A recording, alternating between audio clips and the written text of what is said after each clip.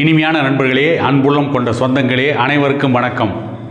ராணிப்பேட்டை மாவட்டம் நெம்மேலி என்கின்ற கிராமத்தில் விடுதலை சிறுத்தைகள் கட்சியை சார்ந்த 6 பேர் கொண்ட கும்பல் கஞ்சா குடித்துவிட்டு போதை வெறியோடு கொலை வெறியும் கையிலே எடுத்து கோர தாண்டவம் ஆடிய நிகழ்ச்சி.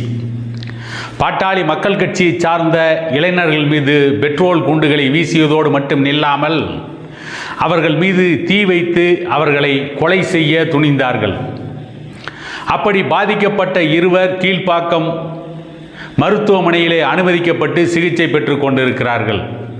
அவர்களுடைய உடம்பில் 65% தீக்காயங்கள் இருக்கிறது என்று மருத்துவர்கள் கூறுகிறார்கள். அவர்களை மருத்துவமனையிலே பார்த்து பாட்டாளி மக்கள் கட்சியினுடைய தலைவர் அன்புமணி ராமதாஸ் அவர்கள் ஆறுதல் கூறியிருக்கிறார். அந்த கொடுமையான சம்பவத்தை, அந்த கொடுஞ்செயலை கண்டித்து பாட்டாளி மக்கள் கட்சியின் நிறுவனர் டாக்டர் ஐயா அவர்கள் கடுமையான கண்டனத்தை தெரிவித்திருந்தார். இதை பற்றி பேச வந்த திருமாவளவன் அவருடைய சமூக வலைதள பக்கத்தில் ராணிப்பேட்டை நெம்மேலி கிராமத்தில் நடந்த அந்த சம்பவத்திற்கும் விடுதலை சிறுத்தைகள் கட்சிக்கும் எந்த சம்பந்தமும் இல்லை. திருமாவளவன் சொல்வது, அங்கே நடந்த சம்பவத்திற்கும் விடுதலை சிறுத்தைகள் கட்சிக்கும் எந்த சம்பந்தமும் இல்லை. ஆனால் அதிலே ஈடுபட்டவர்கள் விடுதலை சிறுத்தைகள் கட்சியை சார்ந்தவர்கள் தான் என்பதற்கு அனைத்து ஆதாரங்களும் இருக்கிறது. திருமாவளவன் அந்த உண்மையை மறைத்து கொண்டிருக்கிறார். இதே ஒரு தலித் சமூகத்தை சார்ந்தவர்கள் மீது ஏதேனும் தவறான ஒரு வார்த்தையை பிரயோகம் செய்திருந்தால் கூட இன்றைக்கு இதே திருமாவளவன் வானத்திற்கும் பூமிக்கும் குதித்திருப்பார். அது ஒரு பக்கம். அதைவிட இன்னொரு வேடிக்கை என்னவென்று கேட்டால், திருமாவளவன் சொன்ன அடுத்த கூற்று, நெம்மேலி கிராமத்தில் நடந்த சம்பவத்தை வைத்து வடதமிழ்நாட்டிலே ஜாதி பதட்டத்தை உருவாக்க வேண்டாம், வடதமிழ்நாட்டிலே ஜாதி மோதலை உருவாக்குகின்ற வகையில் அந்த பிரச்சனையை பாட்டாளி மக்கள் கட்சி பேசக்கூடாது என்று திருமாவளவன் சொல்லியிருக்கிறார்.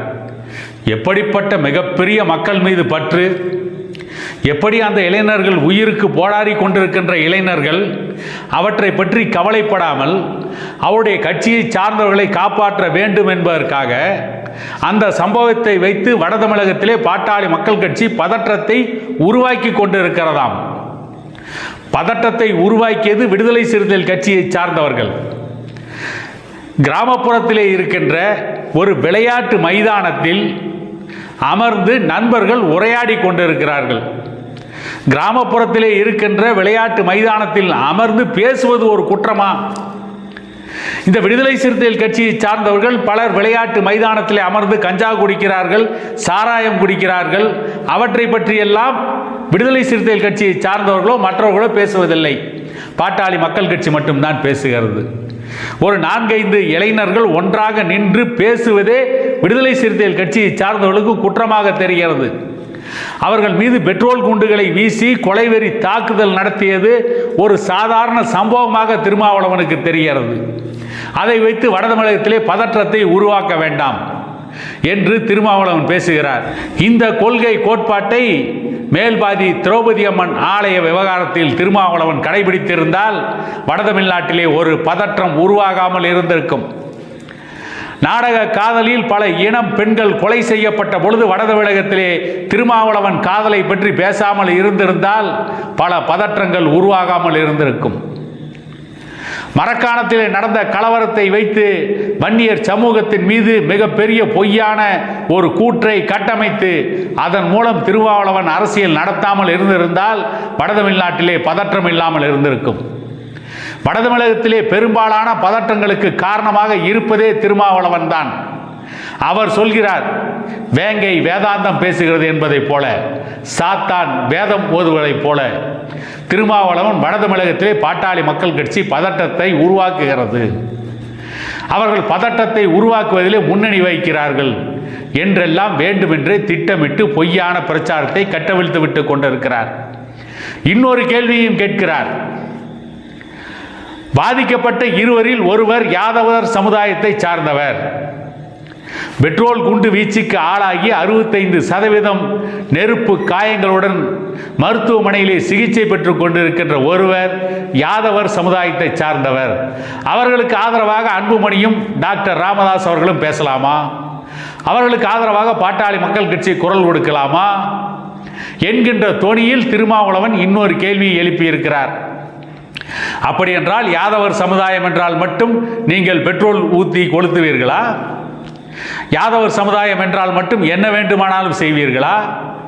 எந்த சமுதாயமாக இருந்தாலும் சரி, எந்த மனிதனுடைய உயிரையும் கொள்கின்ற உரிமை எந்த மனிதனுக்கும் இந்த பூமி பந்திலே கொடுக்கப்படவில்லை. அப்படி இருக்கின்ற பொழுது கஞ்சா போதையிலே இருக்கின்ற சில ரவுடிகள், அதுவும் விடுதலை சிறுத்தைகள் கட்சியை சார்ந்த ரவுடிகள் பாட்டாளி மக்கள் கட்சியை சார்ந்தவர்கள் மீது தாக்குதல் நடத்துகிறார்கள். இது ஒன்றல்ல இரண்டல்ல, இப்படி வட தமிழகத்தில் பல தாக்குதல்களை நடத்தி இருக்கிறார்கள்.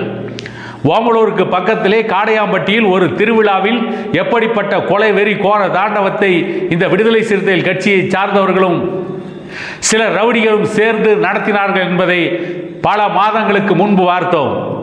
அது சம்பந்தமான சிசிடிவி கேமரா காட்சிகளை பார்த்துத்தான் சேலம் மாவட்டத்தின் காவல்துறை கண்காணிப்பாளர் அந்த கொடுமையான அந்த கொடூரமான ரவுடிகளின் மீது கடுமையான நடவடிக்கை எடுத்தார் என்பதையும் பார்த்திருக்கிறோம். சிசிடிவி கேமராக்கள் மட்டும் இல்லை என்றால் திருமாவளவன் அன்றைக்கு ஒரு மிகப்பெரிய நாடகத்தை நடத்தி இருப்பார். வடதமிழகத்திலே ஒரு மிகப்பெரிய பதற்றத்தை உருவாக்கி இருப்பார். ஆனால் இன்றைக்கு வேங்கை வேதாந்தம் பேசுவதைப் போல சாத்தான் வேதம் போதிக் கொண்டிருக்கிறது.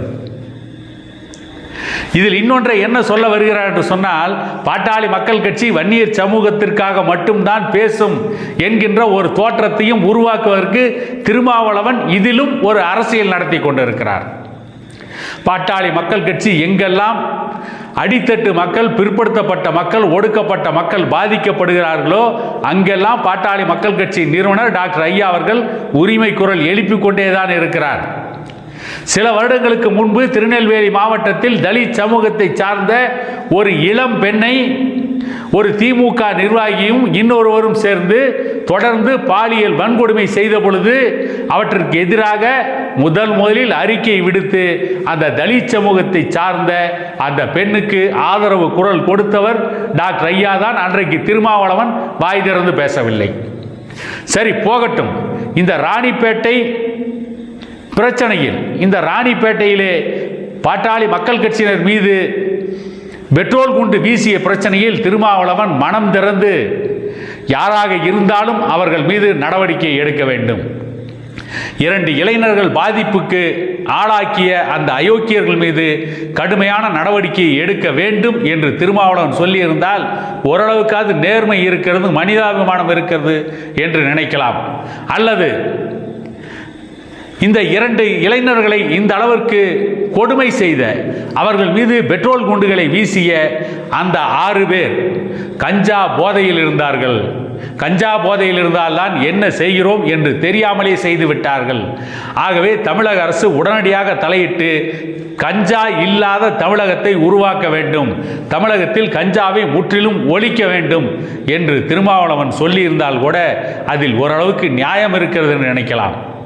ஆனால் ஒரு அநியாயத்தை, ஒரு மோசமான செயலை, ஒரு கொடுமையை எப்படியெல்லாம் முட்டு கொடுக்க வேண்டும் என்று திட்டமிட்டு திருமாவளவன் இப்படி மோசமான அறிக்கைகளை விடுத்து இன்றைக்கு திருமாவளவன் ஒரு பசுதோல் போர்த்திய புலி என்பதை வெட்ட வெளிச்சம் போட்டு காட்டியிருக்கிறார் என கூறிக்கொண்டு இன்னொரு காணொலியில் உங்களை சந்திக்கும் வரை உங்களிடமிருந்து விடைபெறுவது உங்கள் எடப்பாடி துரைசாமி.